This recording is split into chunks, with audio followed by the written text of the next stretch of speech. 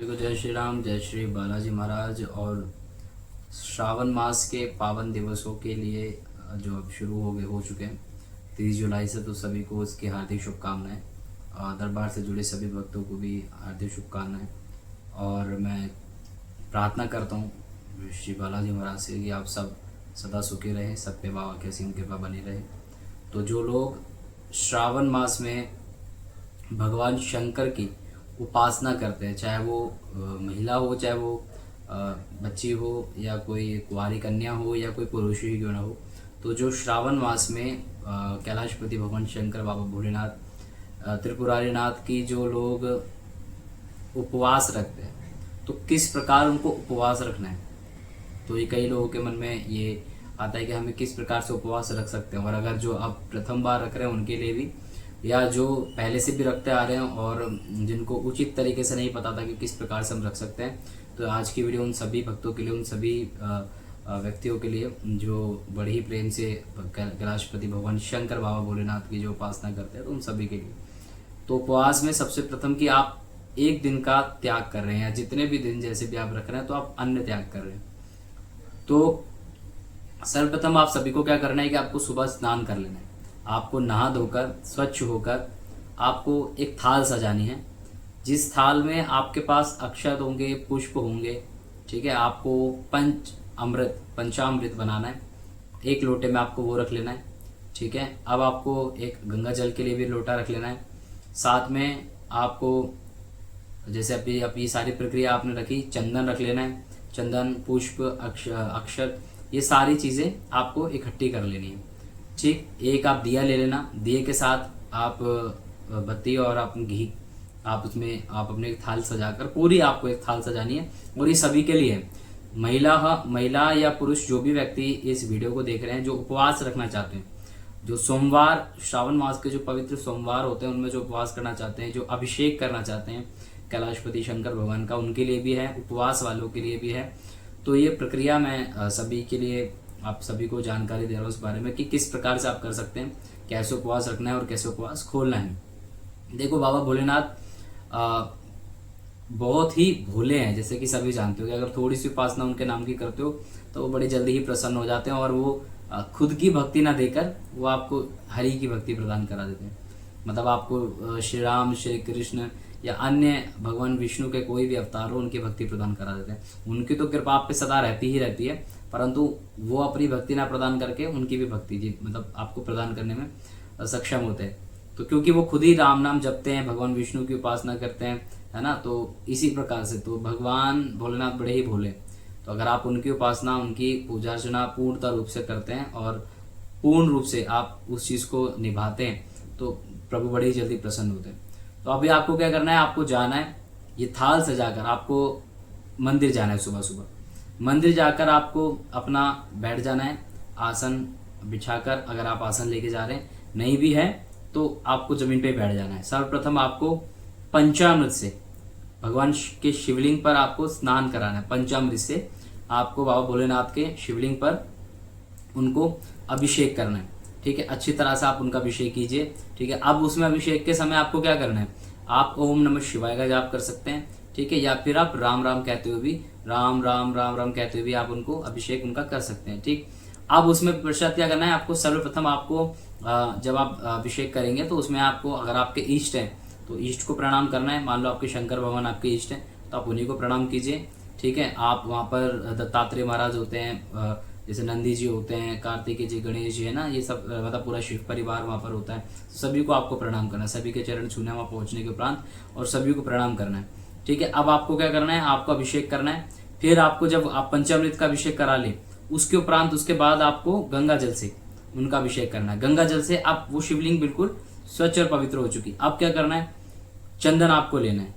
चंदन लेकर आपको चंदन से शिवलिंग के ऊपर, जैसे आप त्रिपुंड जो बनाते हैं आप वो बनाइए, ठीक है। और उससे आप राम लिखिए शिवलिंग के ऊपर। चंदन से आप भगवान शंकर के ऊपर राम लिखिए। उनको राम बड़ा ही नाम प्यारा है, तो उससे आप राम लिखकर उनको अर्पण कीजिए कि प्रभु मेरे पास आपको देने के लिए केवल ये नाम है, आप इसको स्वीकार कीजिए। वो राम आप लिखिए और वो आपका अभिषेक हुआ पूरा। अब आपको पुष्प अर्पण करने, सभी के चरणों में श्री प्रथम पूज्य श्री गजानंद गणपति गणराज उनको नाम ओम श्री गम गणपते उच्चारण करते हुए, या फिर अगर मंत्र का उच्चारण आप नहीं करना चाहते तो केवल आप पुष्प लेकर भगवान श्री गणपति के चरणों में रख दीजिए।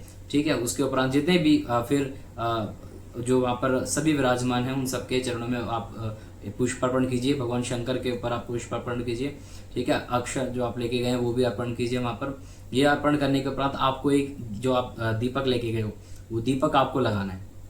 दीपक आपको भगवान शंकर के वहाँ लगाना है और धूप दीप करनी है। अब आपको क्या करना है कि आपको अपने हाथ में इस प्रकार से आपको जल लेना है। अपने हाथ में इस प्रकार से जल लेकर भगवान शंकर बाबा भोलेनाथ से प्रार्थना करनी है कि हे बाबा भोलेनाथ, हे कैलाशपति, हे रुद्र, मुझ पर अपनी अनुकंपा कीजिए और मेरा नाम ये है, मेरा गोत्र ये है, मैं रहने वाला यहाँ का हूँ, मेरा निवास स्थान ये है। ठीक है प्रभु, मैं आपका।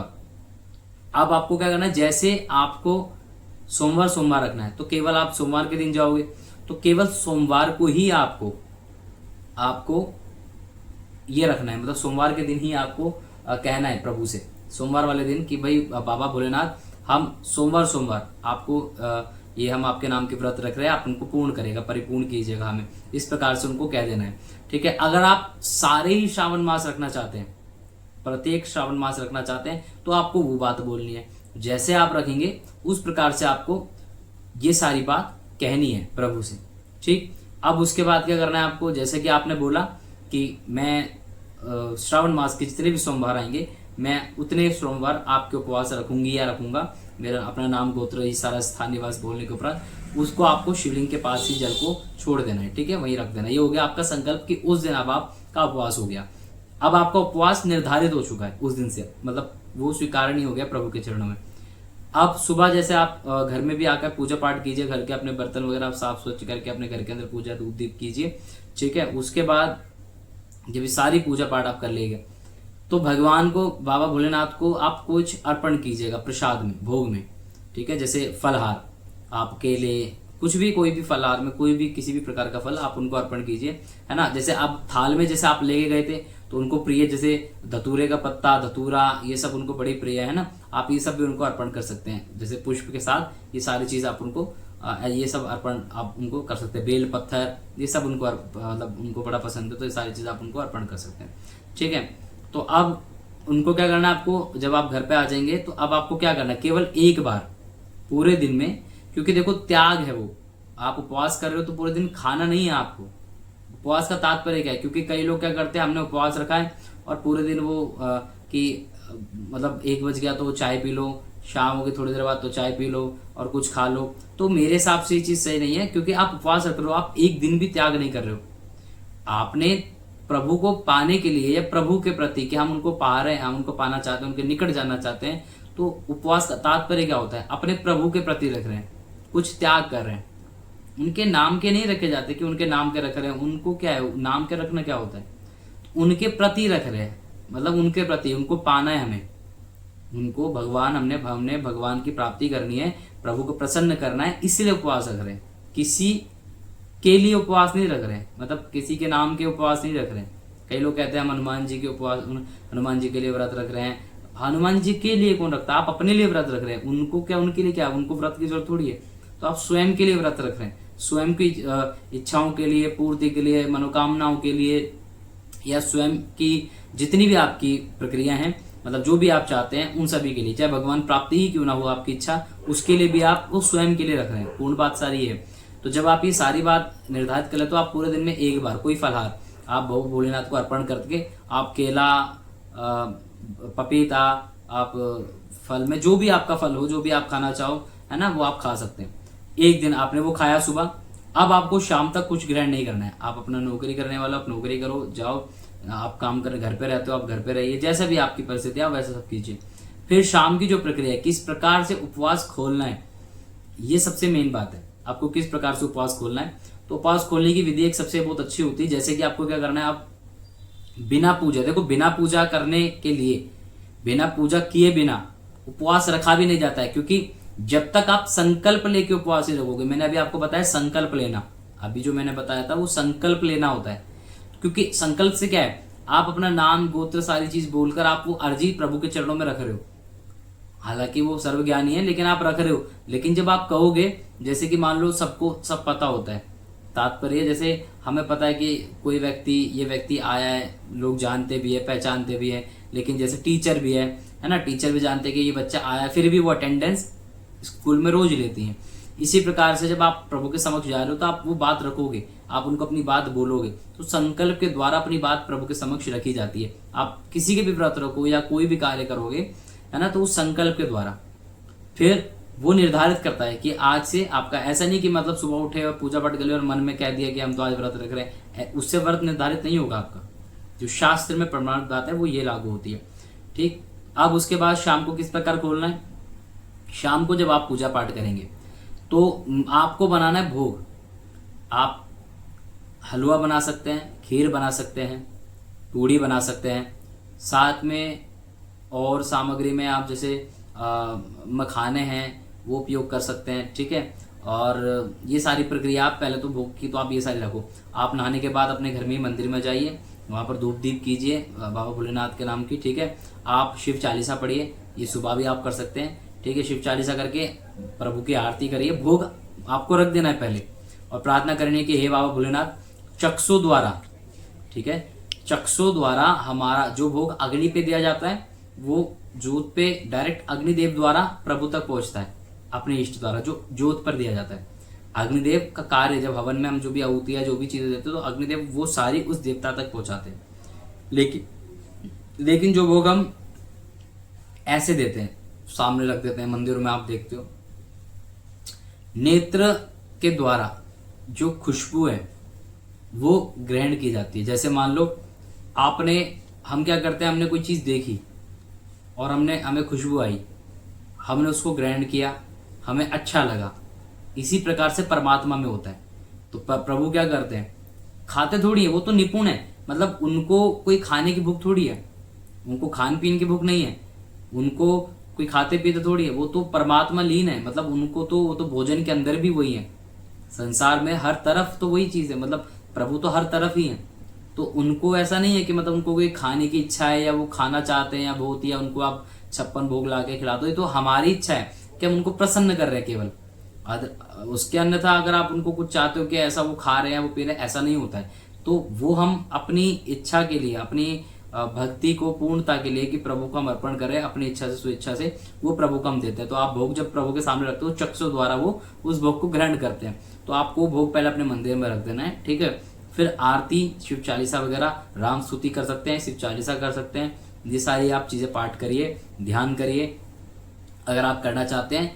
अगर आप नहीं करना चाहते हैं तो फिर एक लोटा आप जल रखिए साथ में। ठीक है, उस जल को आप पी सकते हैं। फिर आप उस भोजन को उठाइए। अगर आपके पास चरणामृत है तो चरणामृत का पहले उससे उपवास खोलिए, फिर आप भोजन करिए। अच्छा, भोजन में आप सात्विक भोजन, केवल बिना लहसुन प्याज का सात्विक भोजन आप उपयोग में ले सकते हैं। आप उसमें कुछ भी बना लीजिए, आलू की सब्जी, पूड़ी, कुछ भी।